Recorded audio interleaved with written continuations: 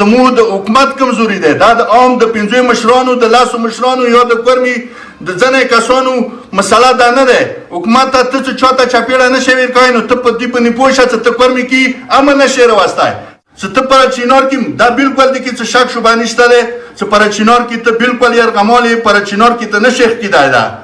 شاه سړی ته څه نشي ویلې، څه ته څه نشي ویلې، نو مو مجبور یو، مو خو صرف مو نور واس نشته، خو پر امن احتجاج وکړو، درنه وکړو، مو به ان شاء الله ټول کمر وځو. پټېدوی خبره نه ده، د خولې کې خللو خبره نه ده، دا ټول پاکستان ټوله دنیا په دې شي باندې خبره شوې ده.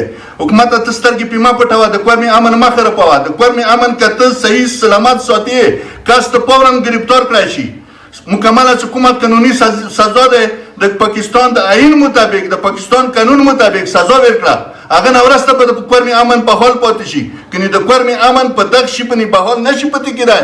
څه د اسلام خبري، د مسلمانانو د صحابه ناموس ته په چند خبرو باندې، ته په 15 کسانو باندې 60 کسانو باندې تاګه تپن کې خدای پاک به مونږ د قیامت په ورځ د دغه شي بیا تاسو کوي.